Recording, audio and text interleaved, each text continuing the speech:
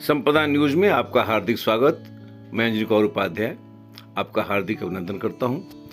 आज हम आपको लेकर चल रहे हैं वाराणसी में स्थित विश्वनाथ मंदिर के संदर्भ में।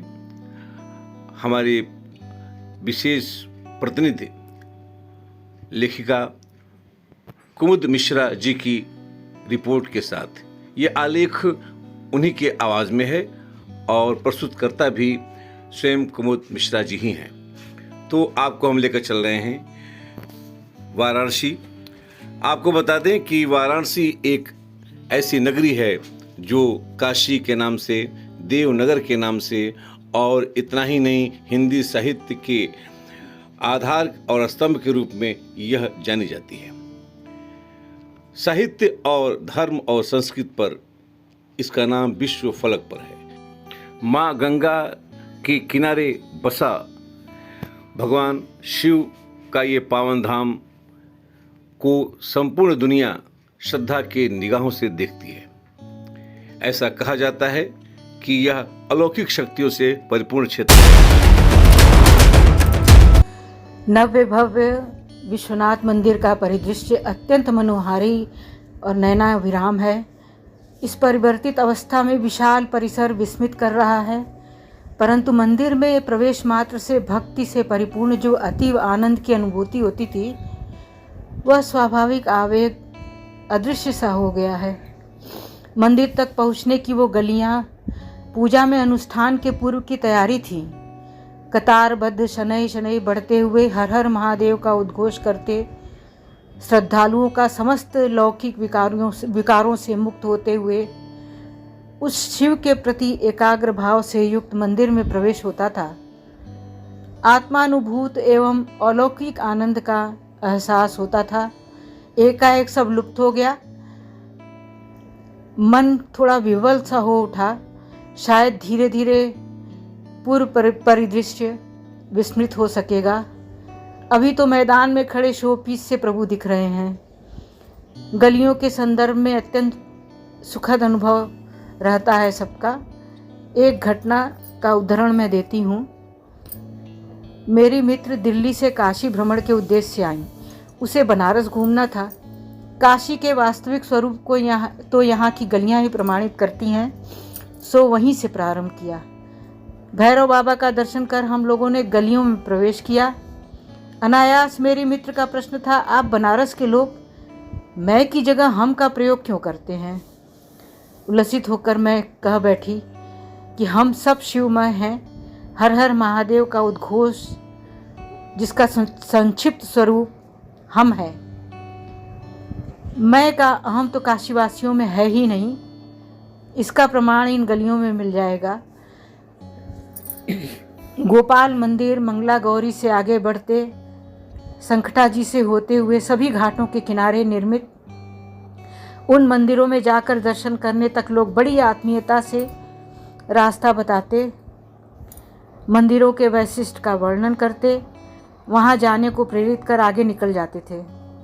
उनकी स्नेह प्रवणता को देख मेरी मित्र पूछ बैठी, क्या यह सब आपके परिचित हैं? मैं तो प्रफुल्लित हो उठी कि यही तो हम हैं। ससा पीछे से आते हुए महादेव महादेव की पुकार से हम उड़ते हैं तो साधुओं का एक झुंड हमें बगल हटने का संकेत करते हुए आगे बढ़ जाता है।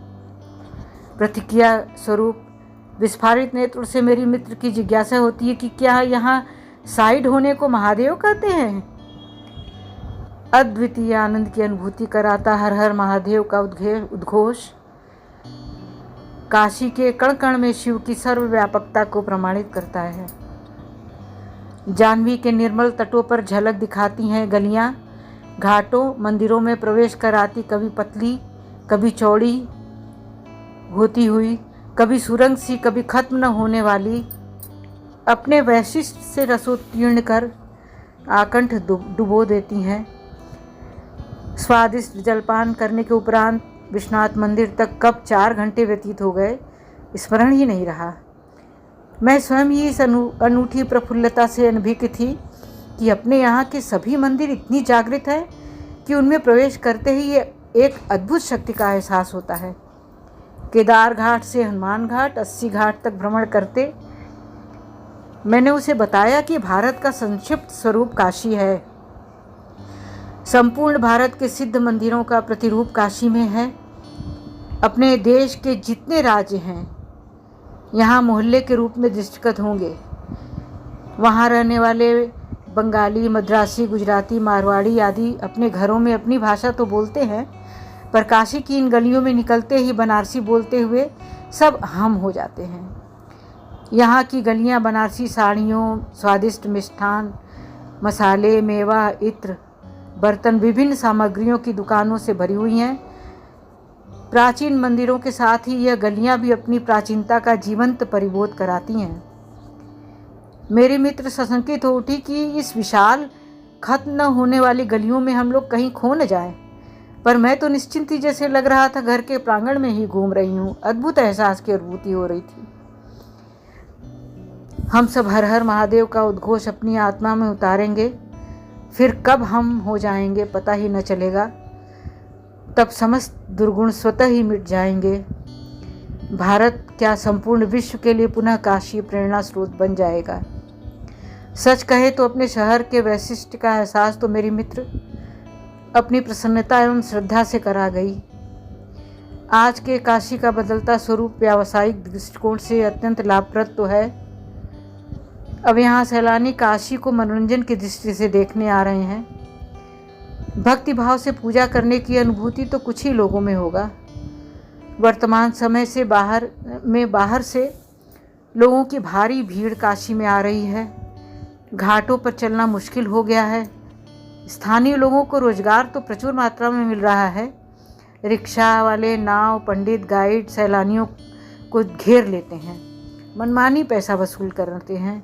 दुकानदारों की तो प्रगति हो रही है। मंदिर तथा घाट के आसपास के निवासी अपने घर को होटल बना दे रहे हैं। काशी का वह धार्मिक और शांत वातावरण कहीं खो सा गया है। धार्मिक स्थलों को पर्यटन स्थल न बनाया जाए, विकास के नाम पर काशी अपनी मौलिकता खो देगी। प्रयास हम काशीवासियों को ही करना होगा कि यह पूजनीय स्थल प्रदर्शन का केंद्र बनकर न रह जाए। प्रार्थना है प्रशासन से, प्रार्थना है उन विद्वत समाज, यहाँ के साधु संत और पुजारियों से कि पूजा स्थल को दर्शनीय स्थल न बनाया जाए। प्राचीन काल से धार्मिकता का वैशिष्ट स्वरूप यह काशी पूजनीय स्थल ही बना रहे, ऐसी आकांक्षा है। महादेव।